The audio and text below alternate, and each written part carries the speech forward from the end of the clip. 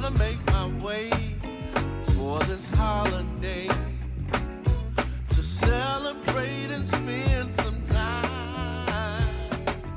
Okay, so it is the start of a new vlog and I have gotten ready. I did my makeup, I put an outfit on because I had to go and drop off a Depop order. If you are ever in the market for some gently used clothes, definitely check out my Depop. I have so much stuff and I'm adding stuff like every week because we have so much stuff between me, my brothers, my mom.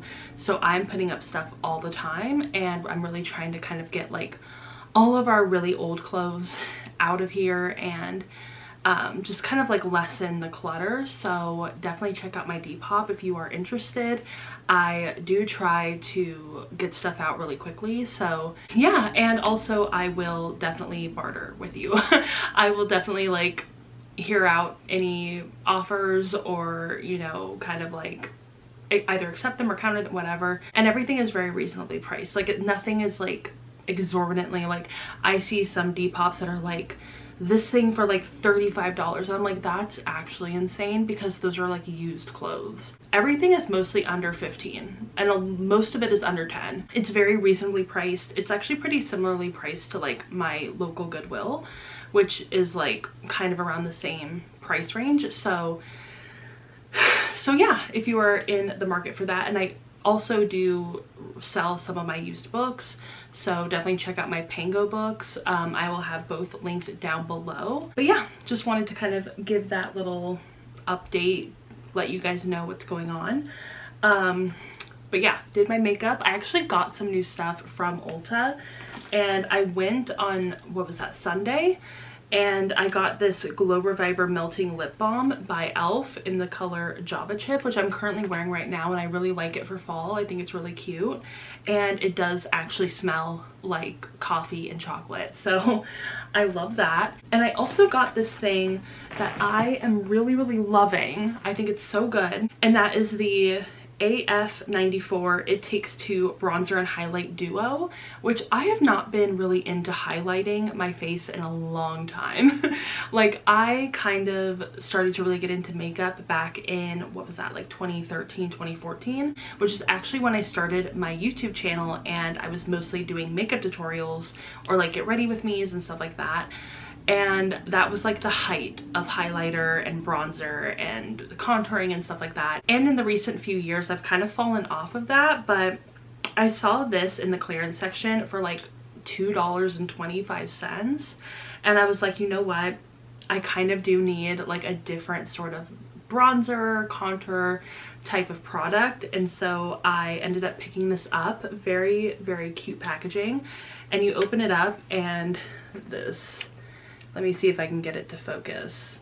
We're gonna go back to my days of beauty guru YouTube. But yeah, this is the color. There's the highlight, there's the bronzer, and I love it so much. I'm currently wearing it right now, and I think it looks so good. I think you can really see it in the light that's coming in through my windows, and I think it looks fantastic. So we got that, and I also got a new e.l.f. concealer, which I was actually really concerned about the color, but seeing it in the camera and also seeing it after I've done all my makeup, it looks really good. I thought it was gonna be too dark, but I have this thing where I think that I'm lighter than I am. So I will buy like a really light concealer or a really light foundation, and then I come home and I try it on myself and it's like paper and then my skin. So I always have to remind myself that I'm actually darker than I think I am. And even like coming up on the camera, like I see myself and I'm like, I'm definitely lighter in the camera than I am in person. So I feel like that also kind of adds to like my, I don't even know what you would call it, like dysmorphic idea of who I, like what I look like. I think it looks really good. I'm wearing it right now and I think it looks great, honestly. So yeah, those are the things that I got from Ulta. And also is an e.l.f. concealer. I love the e.l.f. concealer because it's like really thick and it lasts forever. Like literally I just do like a dot wherever I need the concealer and it goes such a long way. It lasts so long. I think the last time I bought a new concealer, which I don't abide by the like expiration dates on makeup unless it like goes in my eye. Like if it goes in my eye like a mascara, I will like switch it out every few months. But if it's something like a concealer, I really don't care. As long as it's not breaking me out, it's probably going to be fine. But I do I do keep my e.l.f. concealers for a long time, and I think the last time I bought one was literally a year ago, so it lasts forever. So yeah, I don't want to spend too much on my makeup, but I did take you guys along with me to the library, and so I should show you guys what I ended up getting from the library, because I did have a book that I needed to pick up, and I ended up getting it, and that was The Eyes of Gaza by Plestia Alaqad, and I ended up picking this one up, and I'm so excited. I literally put this on hold about a month ago and I forgot to pick it up, so I had to put another hold on it and then wait for it to come back. So I'm glad that I finally have it. It's nice and small, so I think I should be able to finish it pretty quickly. But it looks so intriguing, and I follow her on Instagram, so I was super excited when she said that she was coming out with a book, and I'm so excited to read it. So yeah, we'll definitely read this one. And I also ended up seeing this book in like kind of the new releases section, and it's As Many Souls as Stars by Natasha Siegel, and this looks really, really beautiful. I love the cover so much. Gorgeous. And let's see what it says on the inside. Oh yeah, this is the one that I also have as an advanced listener's copy from Libro FM, and on the inside it says, a witch makes a Faustian bargain with a beautiful demon, drawing her into a cat and mouse chase that spans lifetimes. And if you know me, you know how much I loved and still love The Invisible Life of Addie LaRue by V.E. Schwab, which also has a Faustian bargain in its plot. So when I saw this being offered as an ALC from the Libro FM influencer program, I was so excited because I think I'm going to love this book so much. And also, I should say, this is queer, so I'm super excited. I needed a queer fantasy historical fiction book in my life. Did you hear the honking? But yeah, I'm so excited for this book. I think it's gonna be really fun, and I will definitely let you guys know what I think about it. I will probably do sort of like a hybrid of listening to the audiobook while I follow along with the physical copy, but I figured it'd be nice to have just to show you guys in a video. And now on to the books that I'm currently reading. I did end up starting Crying in H Mart by Michelle Zauner. I said I would do it in my last vlog, and I did start it. I will say that I'm only 21 pages into this book, but so far so good. It is very, very sad and has a lot of depth to it, and it's kind of a hard read, honestly, because of how emotional and sad it is. But I do think it is really interesting, and I cannot wait to get deeper into this book because I think I'm going to love it.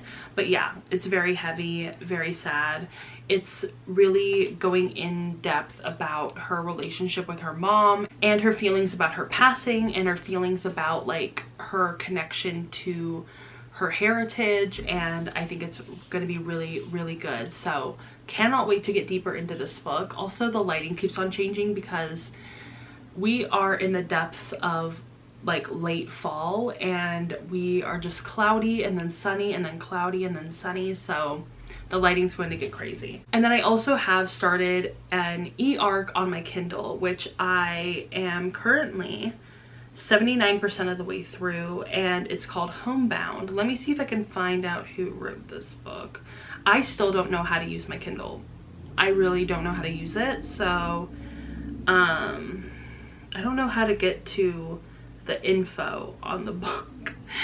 I'm so bad. I really just very passively use my Kindle. I don't know how to use it. I don't know how to do anything on it. It's not fancy at all. So the author is Meredith Trapp, and this is like an adult romance, cowboy themed. It's really fun, And I love this book so much because there's so much yearning, specifically from the male main character. He is like so genuinely obsessed with the female main character in the best way possible. It is so sweet and romantic and also like really sexy, but like not in a way that's like there's sex on every page, which is totally fine, and I have read plenty of books like that I really love. But it's kind of like, this is so weird, it's kind of like edging you in. It's really like taking you there and then pulling you back, and then taking you there and then pulling you back, and it's actually really fun, and I'm really enjoying it. And I did talk to one of my friends being like, yeah, I do feel like it is kind of teasing you a bit, where it's like kind of hinting and kind of taking you to those like what you are assuming is going to be like a sexy scene, and then kind of pulling you back, and like it doesn't happen. So it can be a little bit frustrating, but I also think that that's kind of like the fun of the book. So yeah, I'm really enjoying this one. And basically it follows a young woman, and she wants to be a bull rider, and she is really working towards this goal, and she ends up crossing paths with one of her childhood best friends, who is I think about 2 years younger than her, and he has been in love with her basically their entire lives. Like, he has always loved her, but it's kind of never really been reciprocated, and he's always kind of seen her go off and like do her own thing and like date other guys, and he has really been keeping his feelings kind of a secret. And so they end up crossing paths again, and they are both obviously adults at this point, and he is a professional hockey player, and he also has a daughter that he had with this kind of like hookup that happened. And the girl and the woman he hooked up with didn't really want to keep the baby, so he ended up keeping the baby. And then now the female main character and the male main character's lives are intersecting again, and it's really sweet and really fun. And I don't know, I just really love these characters, and I am just so obsessed with their connection and their chemistry. I think it's really good. And people are always saying like bring yearning back into romance, and if you are looking for a book with specifically like male main character yearning, definitely check out Homebound. It is so good. Okay, so I feel like that's everything, at least all of like my updates, all of like my bookish updates. But also I will say that we did have Spotify Wrapped come out today, which is so exciting. And I'm not going to go into depth with my Spotify Wrapped like I did last year, because we're not doing like Vlogmas or anything, so I don't feel like I need to do all of that.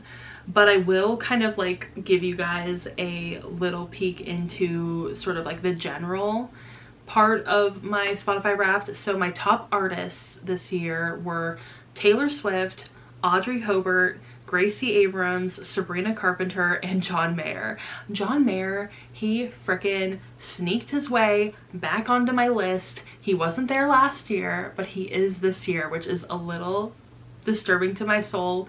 But also, like, this year has been a lot, truly, like, been a lot, specifically with like family stuff. And when I am stressed, I will put on John Mayer. So that's how you know what my year was like this year, is that I was extremely stressed out. So John Mayer is in my top 5. And then my top 5 songs were Bowling Alley by Audrey Hobart, Sue Me by Audrey Hobart, Anything by Griff, The Fate of Ophelia by Taylor Swift, and then Potion by Joe, which I really got into Joe's music, DJO, that's Joe Curie. And I loved the album that they put out this year. I think it was this year. It was so good. And Potion was definitely my favorite song from the album. My minutes listened were 53,657, and then my top genre was indie pop. So yeah, that was my Wrapped for this year. And I actually really enjoyed Wrapped this year. I really didn't like it last year. I thought it was kind of dumb, but this year I ended up really enjoying it. So yeah, super happy with the entirety of my Wrapped. I think it was really accurate and definitely painted a good picture of everything I listened to this year, so that was really fun. Also, I finally watched the Dan and Phil video about them talking about their relationship, and it's kind of gotten me back into Dan and Phil, I have to say. I was like so into Dan and Phil in like the 2010s, and even, well, I actually don't think it really followed me into the 2020s, so really just the 2010s. But after watching that video, I have like gotten back into their videos and have really enjoyed watching them again, and I really like their new podcast. So yeah, I think it's just like so much more fun to see people living authentically and like being themselves, and not having to like keep a secret. Like I feel like sometimes you can kind of tell, and it's much more fun when they have finally kind of like released that secret. And I think that's probably the same reason why I have really gotten into Smosh, is because like now Shane and Courtney, obviously they're married, and so like it feels a little bit more authentic to like know that. Not that like anybody owes us the truth, but I do think it's a lot more fun as a viewer to kind of like see people live in their authentic lives. And so yeah, I'm really liking Dan and Phil's videos lately, which is really fun to kind of get back into them and get reacquainted. And yeah, so I feel like, oh, also I am listening to an audiobook. I totally forgot to mention that. Let's see. It's on my Hoopla, so I have to wait for the app to load. My phone is so slow. I have an iPhone 11 that I've had for literal years, so it takes forever to load. So I started Out on a Limb by Hannah Bonam-Young, and I'm currently 86% of the way through this book, and I only have an hour and 43 minutes left of the audiobook. So I think that once I'm done like recording this clip, I'm gonna go listen to the rest of this audiobook. And yeah, I feel like you're really coming in at the middle of a lot of books that I'm reading, so we're gonna try to finish them all possibly by the end of this vlog. But yeah, so I'm really enjoying this book. It's like an adult romance. It really deals a lot with disability. Also, there is a surprise pregnancy that's like a main cornerstone of this plot, so heads up for that. But yeah, I'm really enjoying this book. I think it's so much fun. And now that I am going to finish this clip and we are going to listen to the rest of this book, and I will possibly check in with you guys after.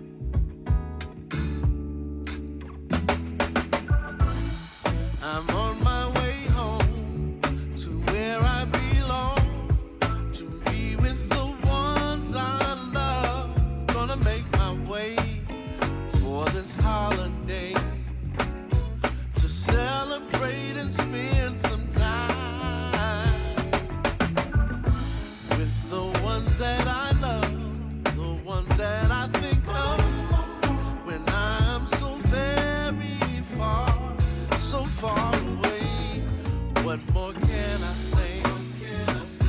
Just take me to that state of mind.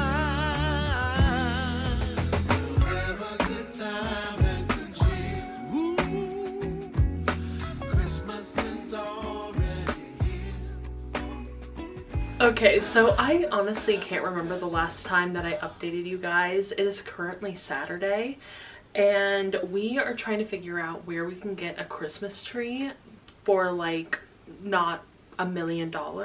My family has really always been into real trees, which I think is a good thing, but also it's hard to find a real Christmas tree for like under 50 bucks. And so it's just been kind of a struggle trying to figure out where we're gonna get a Christmas tree from. But otherwise, I am ready to go. I did my makeup, and I actually ended up getting new makeup from the Dollar Tree, which is kind of crazy, but honestly, the stuff that I got is so good. And what I ended up getting, I'll show you guys. I got these two products, and one is a liquid blush, which I'm currently wearing, and then the other is a liquid contour, which I'm also wearing. And they're really, really good. They are very pigmented. I went a little too heavy-handed today, and so I feel like it's a little hardcore, like a little heavy, but I think it's kind of more of like I need to figure out how to use these products, but otherwise they're really, really good, and they blended out really nicely. I liked the pigmentation. I like the colors. I think they're good. I prefer more of like a pinky toned blush, so that's what I ended up going with, and I really, really enjoy it. I think the Dollar Tree can kind of be a bit hit or miss when it comes to makeup or say like skincare. For me personally, I don't use the skincare there anymore because I noticed that I was breaking out really badly with it, but I know that it works well for other people. I just have very sensitive skin, so it's a little bit harder for me. I have to be a bit more picky with the skincare that I use, and I personally prefer to get my stuff at Marshall's, and I really stick to brands that I know and that I recognize just because I want to be safe and I want to be like good to my skin. And honestly, my skin has been looking really good lately, I have to say. But makeup is a little bit easier for me. I feel like because there's a bit of a barrier, like I will put like a primer on my face, and that kind of acts as a bit of a barrier between my makeup and my skin. I feel like I can kind of be a bit more fast and loose with the makeup that I use, so I decided to pick up that stuff. I think it looks really good. I feel very glowy and very contoured and blushed, and it looks good. I also ended up going thrifting yesterday. I didn't take you guys because I don't know, I have not been in the mood to vlog in public lately. I think it might just be like the end of the year and I'm feeling a little bit burnt out, but we're trying to get back into the groove of vlogging. Anyway, like I said, I went thrifting yesterday and I ended up picking out this shirt. I got it for $3.99 and I love it. It's exactly what I wanted, and I was kind of looking for a sort of knit long sleeve, not quite a sweater, not quite just a normal t-shirt, but I wanted something that had a bit of a loose knit to it. And so you could see the little white tank top that I have underneath the knit long sleeve, like really cute. I'll try to show you guys a reference picture of what I was kind of going for, but I kept seeing this picture on Pinterest and I was so intrigued by it and I really liked the style, so I was trying to find something that would kind of do the same thing and one that I could wear with my jeans or with a skirt or whatever, and I picked this one out and I love it, and it was only $3.99, which is such a steal. And yeah, I'm really happy with it. I think it's very cute. I like the almost, not necessarily like a boat neck, but it's definitely more of a wide neck thing, and I like that I can have kind of like the straps out a little bit, and it's very cute. I really want something that's kind of off the shoulder. This is not quite wide enough to be off the shoulder, but I think it kind of operates in a similar way. So I really like this shirt. Very happy that I ended up picking it up. Also, I should update you guys on what I've been currently reading. And so I started Good Spirits by BK Borison, and I have this through the Libra FM influencer program, so thank you to them. And I'm currently 41% of the way through this book. It's like sort of a twist on A Christmas Carol, and it's a romance, and I am really enjoying it. It's basically following this young woman, and she has kind of had a very strained relationship with her family and has always felt like she's never been really valued in her relationships, not just with her family but with other people as well. And she ends up getting assigned a Ghost of Christmas Past, and it's kind of like, why is she getting assigned a Ghost of Christmas Past? She seems like a really nice person, and like it doesn't really make any sense. And the Ghost of Christmas Past is like this really hot Irish guy, and yeah, it's like, it's a really fun premise. I tend to really enjoy books, like Christmas books that are a play on A Christmas Carol for some reason. I just really love that story, I think, and I like the elements of it. I think it's interesting, and I love to see different authors use the same reference point in very different ways. I'm trying to remember the title of that YA book that I really loved and that I would reread almost every year. The something Life of Holly something. Oh god, what is it called? It was called The Afterlife of Holly Chase by Cynthia Hand, and I read that book almost every single year at Christmas for like multiple years in a row, and I loved that book so much. And it's kind of like a YA take on A Christmas Carol and flips it a little bit on its head. One of the ghosts, I can't remember which ghost she is, but one of them, her name is Holly Chase, and she ends up passing away and becomes one of the ghosts that appears to people who need her. And she is kind of doing this because she was a bit of a bad person in her real life and now has to kind of repent and make it up by being one of the ghosts of either, I can't remember if it's Christmas Past, it might be Christmas Past. But yeah, that book was also really good. I highly recommend it, even if you're like not a YA reader, which I'm not really anymore either, but I think that it kind of still lives up to just like, it's like a really good book. But yeah, highly recommend that one. And I think that, you know, I said this I believe last year during Vlogmas, but I am not really into Christmas themed books, specifically like Christmas romances. So when I find one that I really enjoy, I have to tell you guys about it, and I feel like it kind of means a lot because, like I said, I am not into Christmas romances. It's not my thing. I just, every time I pick one up, I end up DNFing it, and it's just not a fun time. So when I find one that I really enjoy, I genuinely believe in it. So highly recommend Good Spirits so far. Like, I'm only halfway through it, but it's very good. And otherwise, I'm not really reading anything at the moment. Like, I did technically start Crying in H Mart, but I haven't continued reading it. Like, I have to be transparent. I think I only read 20 pages and I have not picked it up since. So we really need to pick it back up. Maybe I will try to find the audiobook. Maybe it's just like, I don't want to, I don't know, it's like a really sad book and I don't know if I can do sad right now. Like, I don't want to do sad. I want to do happy. I want to do uplifting. I want to do something that is going to make me happy, kind of like how when I read Open Book by Jessica Simpson, that one really made me happy. Like, it put me in a good mood. I looked forward to reading it every day. And I think that with Crying in H Mart, I kind of not necessarily dread it, but it's a sad book and it just like, it doesn't make me excited to pick it up. So yeah, definitely have to figure out if how I'm gonna read it, or if I should just put it off until like January or February. I don't know, we'll see about that. But also I should say that I did DNF a book, and that is As Many Souls as Stars by Natasha Siegel, which I did mention that I picked this book up from the library, which I need to go return it, and I just ended up not enjoying it. Unfortunately for this book, it had the misfortune of being compared to The Invisible Life of Addie LaRue by V.E. Schwab, which, as you guys know, is one of my all-time favorite books ever. Like, genuinely ever. It means so much to me. I am still in the process of rereading it, but I'm having a hard time rereading it because I just cry the entire time. So it had the misfortune of being compared to that book. And I think that this book, if it was not attached at all to The Invisible Life of Addie LaRue, if it had literally no comparison to it, I think that it would be fine. It would just be fine.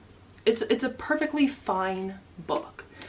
The problem is that you can really tell that the trope of the Faustian bargain, which is a big part of the plot in this book and is also a big part of the plot in The Invisible Life of Addie LaRue, that trope in this book is purely for entertainment purposes, which is totally fine. That's okay. However, it's being compared to a book where that trope is being used for a bigger purpose. It's being used in order to highlight and extrapolate on the human experience and on how we remember people, how we remember lives that are not like these incredible like big lives that are just normal, and history and the role of women in the family and stuff like that. Like it represents this huge thing in The Invisible Life of Addie LaRue. In this one, it's really just a plot point. It's really just entertainment. It's just to make the plot a little bit more interesting. It doesn't really hold a specific, like, it's not really representing a bigger issue, a bigger symbol. And I think that that is kind of what brought this down for me, is that it wasn't quite as interesting or quite as intricate as The Invisible Life of Addie LaRue.